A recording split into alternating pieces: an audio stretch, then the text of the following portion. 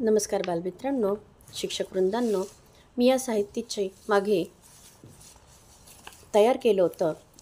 या साहित्याची लिंक मी डिस्क्रिप्शन बॉक्समध्ये टाकते आहे, म्हणजे तुम्हाला हे साहित्य कसं वापरायचं आणि कसं तयार करायचं याबद्दल माहिती होईल.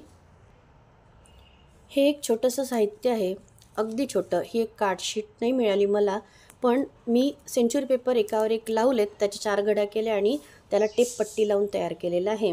हे एक छोटंसं पत्रिकेचं कापलेली बाजू आहे, फक्त एवढीच कापली. यामध्ये अक्षरासाठी जागा सोडलेली आहे आणि इथे छोटासा डबा केलेला आहे. बस इथे ठेवलं की अक्षराला काना लागतो. गला काना गा, इथे सरकविलं गला वेलांटी गी, गला मोठी वेलांटी गी. आता या छिद्रामध्ये हे तय उकार, गला उकार गु, गला मोठा उकार गु. या पद्धतीने गला मात्रा गे, गला 2 मात्रा गई, गला एक काना 1 मात्रा गो, गला एक काना 2 मात्रा गौ. असं फिरतं अक्षरचिन्ह तयार होते आहे. आणि इथे एक पॉकेट केलेलं आहे.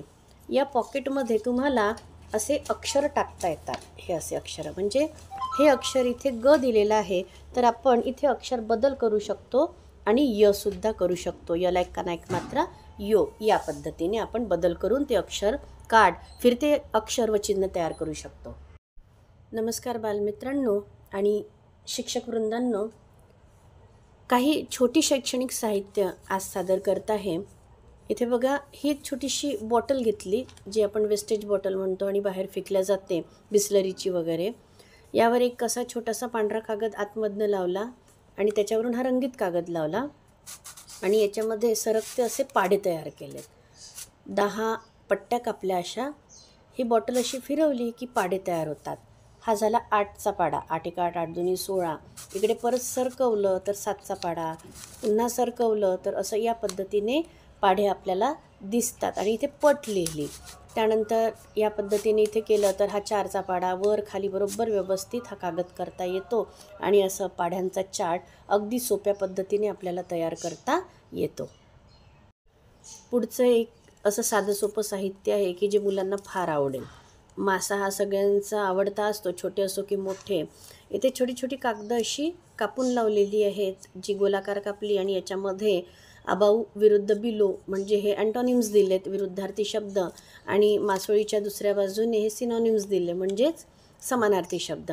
असं सुद्धा साहित्य अगदी स्वस्त्यात मस्त घरगुती कागदांपासून तयार करता येतील.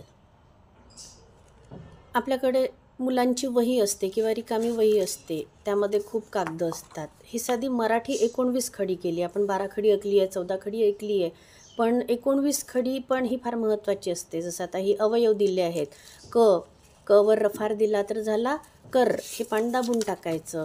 क वर रुकार दिला तर हा झाला क्रू. या पद्धतीने ही 19 खडी करता येते. असं आपल्याला वाचनाला सुद्धा सोपी जातं आणि मुलांना हाताळायलाही सोपी जातं. अर्धा क त्याला य म्हणजे क्य. या पद्धतीने ही झाली क ची. जर तुम्हाला इच्छा असेल तर तुम्ही या पद्धतीने इतर अक्षरांच्या सुद्धा करता येऊ शकतात. ही सुद्धा एक स्वस्त्यात मस्त असं शैक्षणिक अध्यापन साहित्य होऊ शकते. FLN नुसार आपल्याला विद्यार्थ्यांना वाक्य तयार करता आली पाहिजे आणि तेही मनोरंजकरित्या.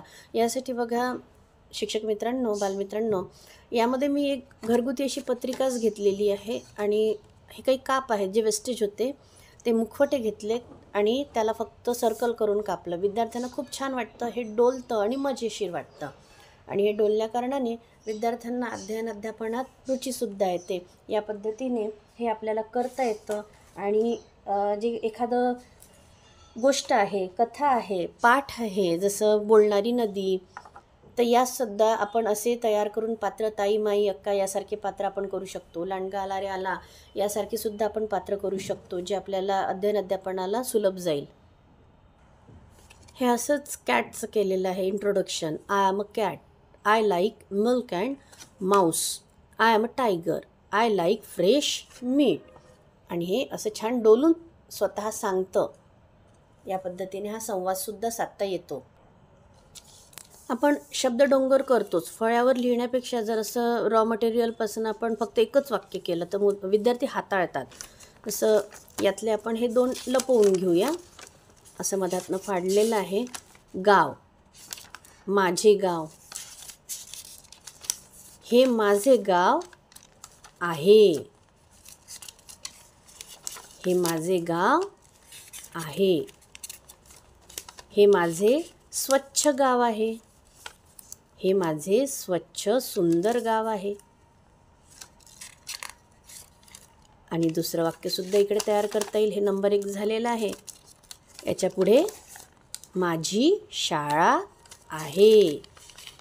माझी मला शाळा. बघूया पुढे. माझी मराठी शाळा आहे. या पद्धतीने आपण शब्दडोंगर तयार करू शकतो. हे एक छोटं परस साधन. जसं आपल्याला वॉवेल साऊंड शिकवायचं आहे आणि जसं आहे ए कॉन्स्टंट ठेवला, BAD बॅड, CAD कॅड, फक्त हे असं पलटवायचं. DAD dad, FAD fad, GAD God, GLAD glad, had. अशा पद्धतीने हे शब्दांचं एक असं छोटीशी बुक, छोटीशी वही तयार होते.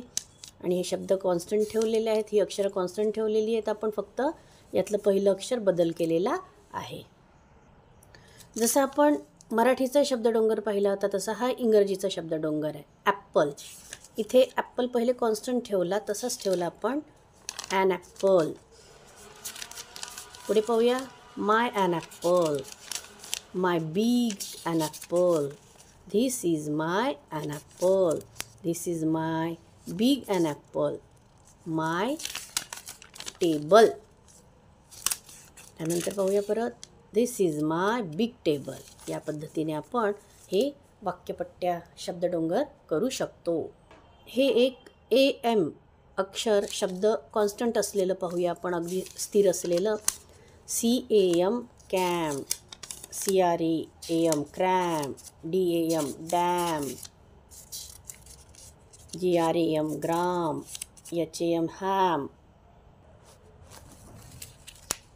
बालमित्रांनो, आपण असं गोष्टी सांगण्याकरिता पपेटसुद्धा तयार करू शकतो. हे सॉक्स पपेट आहे. कसे आहात बालमित्रांनो? छान आहात ना? अभ्यास करताय ना? अरे वा, छान छान अभ्यास करायचा बरं का. बघा, मी अभ्यास केला नाही म्हणून मी काय झालो? पपेट झालो. तुम्ही काय करायचा? अभ्यास करायचा. हो हो हो बालमित्रांनो, अभ्यास करायचा आणि अभ्यास करून खूप मोठं व्हायचं बरं का. हा हा हा हा हा. कसे आहात तुम्ही? छान आहात ना? आम्ही दोघे मित्र आहोत. हा हा हा हा हा.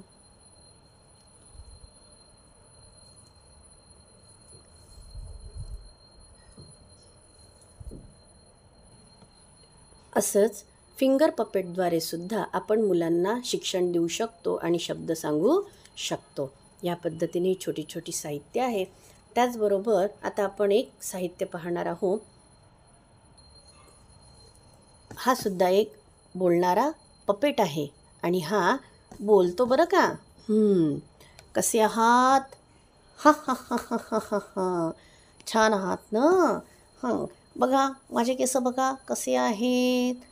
हे हे हे हे हे. हं.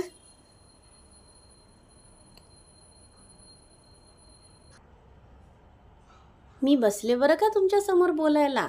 असा हा पपेट जो हाती हलवतो आणि तुम्हाला पायसुद्धा दाखवू शकतो बरं.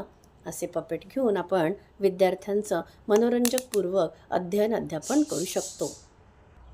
भेटूया बालमित्रांनो आपण पुढच्या व्हिडिओमध्ये.